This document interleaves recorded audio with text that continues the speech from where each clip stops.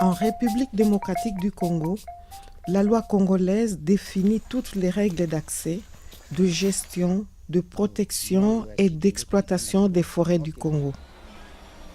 Toute personne physique, société privée, service public, ONG de conservation est tenue de respecter et de faire respecter cette loi dite Code forestier.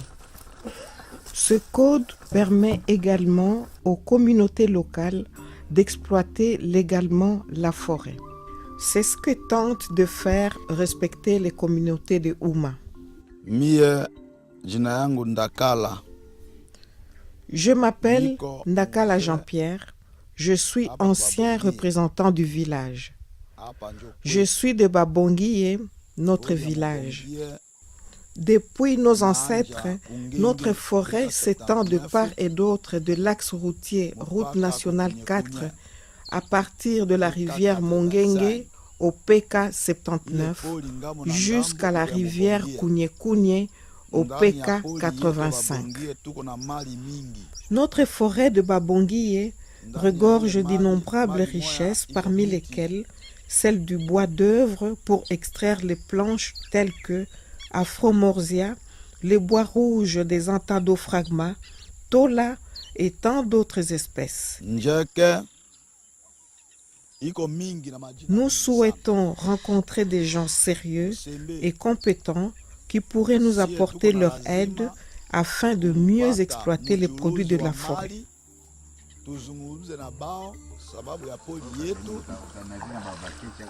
Houma est le nom d'un cours d'eau traversant les terres appartenant à 4 clans répartis dans une dizaine de villages.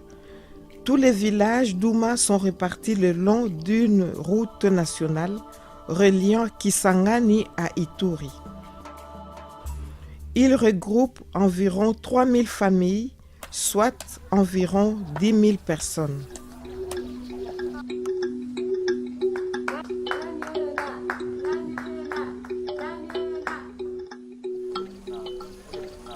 L'ensemble de cette population s'est regroupé au sein du comité de développement de Houma. Afin de protéger la forêt de l'exploitation illégale, les habitants de Houma, accompagnés par l'ONG Adikis et l'ULB Coopération, ont œuvré avec force pour que cette forêt soit reconnue comme la leur. Adikis et ULB Coopération soutiennent également les habitants de Houma par des activités d'appui à l'agriculture, à l'élevage, la pisciculture et par des activités de formation.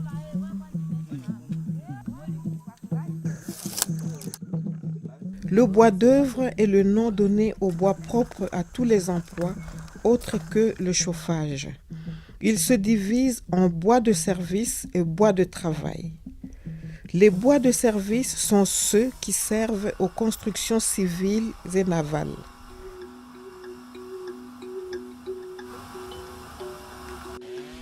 Les bois de travail ou d'industrie comprennent les bois employés par les différents métiers tels que la menuiserie, l'ébénisterie, le charronnage, la tonnellerie et ainsi de suite.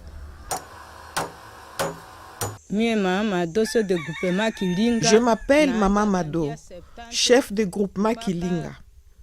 Kilinga commence du P70 jusqu'au P91 sur le pont Houma.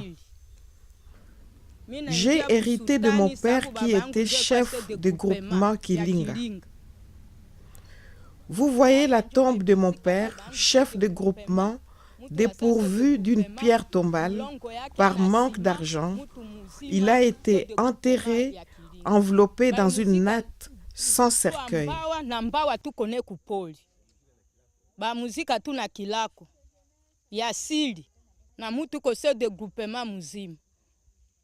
Notre forêt regorge de richesses telles que le gibier, le poisson, mais nous n'avons pas de fonds pour mieux exploiter ces ressources.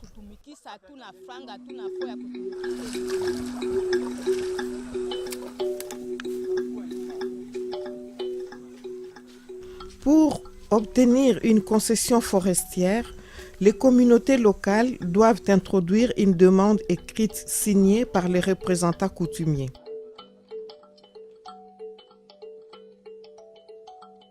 Fournir une carte détaillée établie en collaboration avec les communautés voisines, indiquer la superficie de la forêt.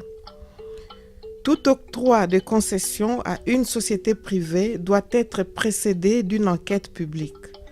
Cela veut dire que si une communauté a déjà introduit un dossier de demande de concession, elle est prioritaire sur les sociétés ou exploitants privés. Ce décret a été publié fin 2014 et le CODEU a immédiatement introduit un dossier au niveau national. Cependant, à ce jour, le CODEU, qui est à l'initiative d'un projet pilote connu et reconnu, n'a jamais obtenu leur concession.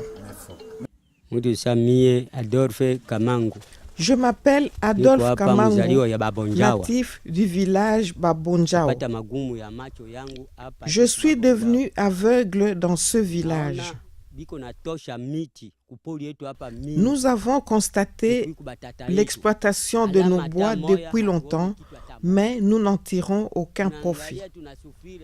Voyez le type de maison que nous habitons. Notre richesse est exploitée, ce qui nous rend amers et nous fait souffrir. Nous espérons du secours de ceux qui viennent profiter de nos ressources, mais leurs promesses sont restées mensongères. Alors qu'ici, faute de moyens, nous mourons de toutes sortes de maladies, la cécité, les hernies, maladies mentales.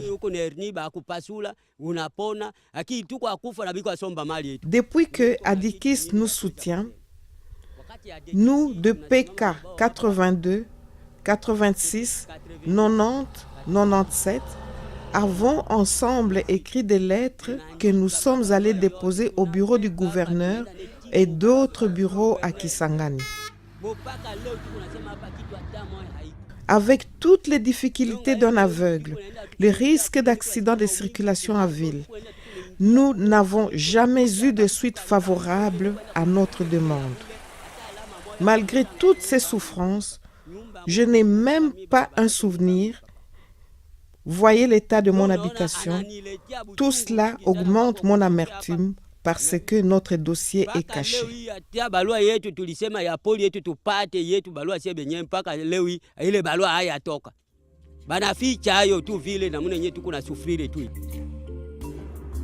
À Ouma, la population est livrée à elle-même. Les soins de santé n'existent plus depuis longtemps. L'infirmerie ne reçoit plus de médicaments.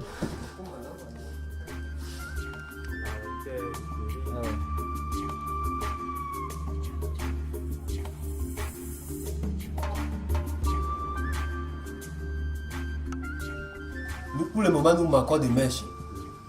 C'est un frigo à pétrole. Bon, si nous regardons de très près la partie qui s'enflamme, c'est un peu arrivé à sa terme. La santé, c'est la vie. Ah ouais. Je suis un infirmier AD. J'ai travaillé dans les dispensaires de l'État. J'ai vu que ça ne va pas. J'ai mon poste de santé privé et la pharmacie privée ici que vous voyez. Ah.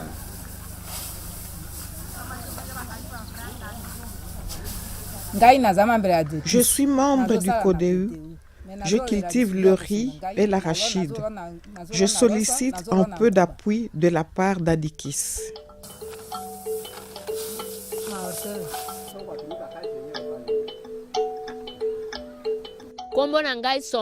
Je m'appelle Sombo Sophie.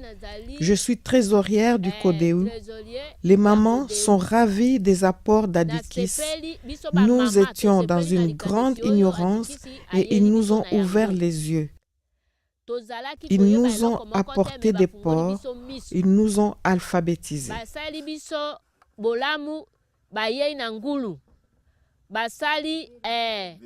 Alphabétisation. Je donne cours à ces femmes qui n'ont jamais étudié et on remercie Adikis.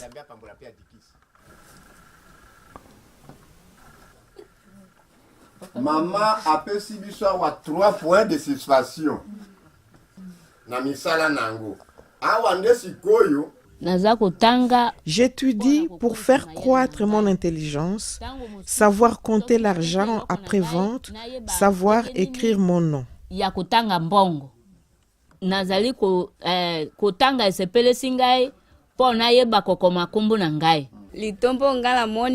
J'étais analphabète. Je n'ai jamais été à l'école car mes parents n'avaient pas les moyens. Je me suis mariée et cela n'allait pas avec mon mari. J'avais beaucoup de difficultés par manque d'instruction. Je suis retournée chez mes parents et quand j'ai appris que l'on donnait des cours et je suis venue étudier. Maintenant, je sais écrire mon nom et lire.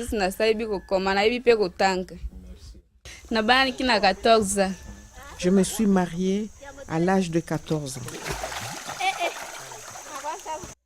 Pour un changement, il faudra que les femmes aussi détiennent le pouvoir.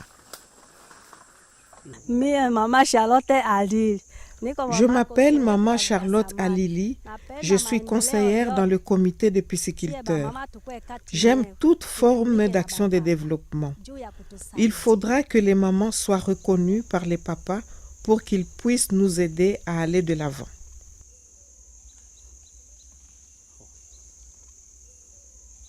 Je m'appelle Ramazani Guy Théodore.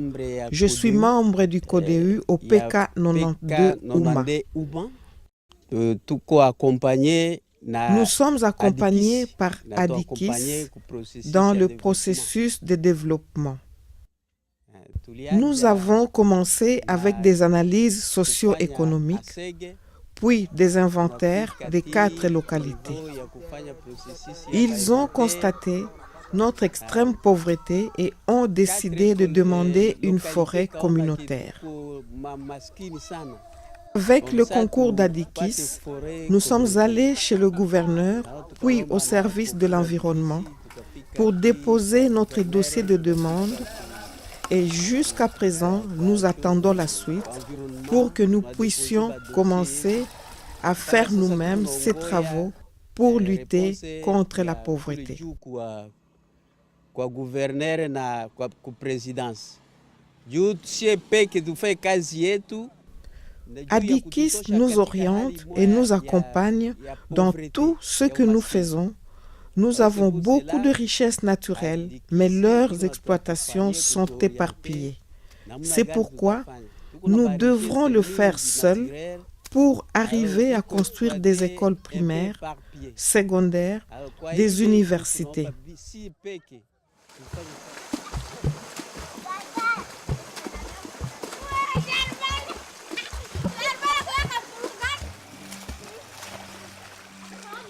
Au niveau de notre secteur, il n'y a pas de diplômés, pas de menuisiers, pas de maçons. Et pourtant, nous sommes potentiellement riches avec notre forêt qui contient des arbres de valeur. Nous avons des minéraux dans le sous-sol, diamants, or, mais tout cela est pillé par ceux-là qui viennent acheter et nous n'en bénéficions pas.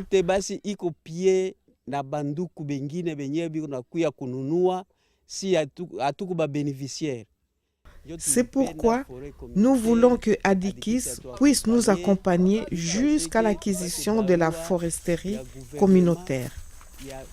Nous n'avons pas de financement pour des travaux d'exploitation alors que notre ressource est spoliée.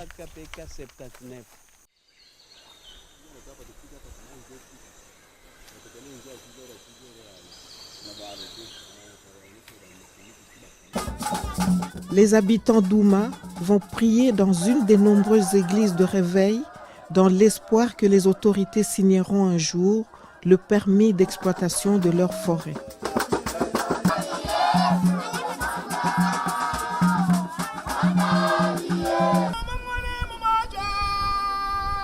D'autres formes de croyances s'implantent de plus en plus en RDC. Je m'appelle Tabou Itondo Michel. Nous tous ici, ma famille, le chef de village, sommes heureux de vous accueillir. Les conditions sont difficiles, mais nous n'allons pas abandonner nos aînés.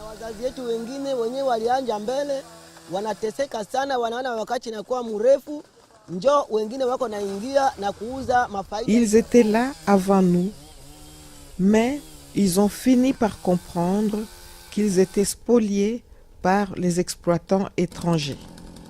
Les enfants ne vont pas à l'école, ils manquent de fournitures scolaires pour étudier, ni cahiers, ni cartables. Les enfants marchent pieds nus, ils n'ont pas de moyens pour aller à l'école. Que le gouvernement ne nous oublie pas pour que notre pays aille de l'avant. Ok, les noms qui contient la lettre I, là-dedans.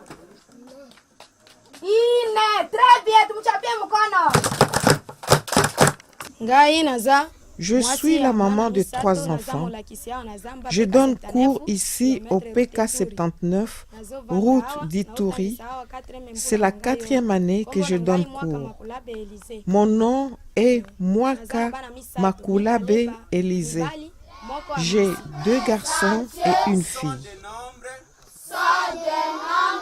Je suis politicienne parce que les fonctions que je suis en train d'assumer, c'est les fonctions politiques.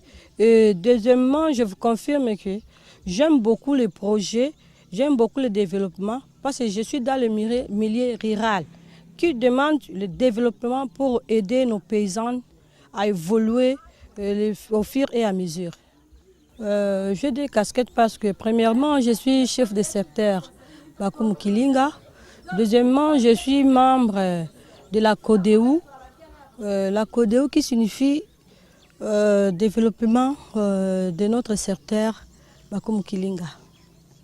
En tout cas, ce que je veux dire, les projets, ça traîne. Parce que depuis longtemps qu'on avait introduit les dossiers, nous demandons aux autorités qui nous lisent souvent en copie de nous aider, de nous favoriser pour qu'on puisse avoir notre forêt communautaire dans notre entité. Comme la parité exige, les femmes sont là nombreuses. Les femmes, elles sont à l'attente. Nous attendons le développement de l'agriculture, l'élevage, même pêche aussi. Une femme peut aussi pêcher. Une femme peut aussi faire tout ce que l'homme peut faire.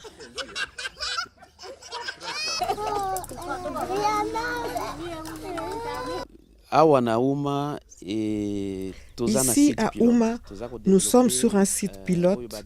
Nous développons ce qu'on appelle la foresterie communautaire. Les habitants se sont regroupés afin d'exploiter la forêt. L'exploitation forestière ne se fait pas dans un but d'enrichissement personnel, mais bien au profit du développement de la collectivité. Nous avons commencé ce projet en 2011. Nous sommes déjà très avancés et les communautés se sont réunies pour mettre au point un plan d'aménagement de leur territoire.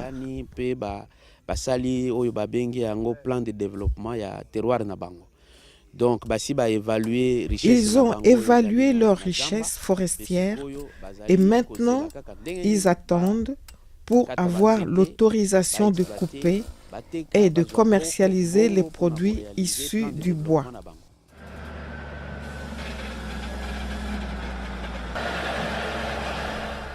En vérité, c'est que en 2015, 2 sociétés privées ont obtenu de la part de la province orientale un permis d'exploitation sur des territoires qui englobent la concession des Ouma. Le CODEU et Adikis ont compris que c'est ce qui a bloqué la démarche d'octroi de la concession. C'est un grand problème car les populations attendent depuis 2012 leur permis d'exploitation pour qu'enfin ils puissent exploiter et commercialiser leur bois.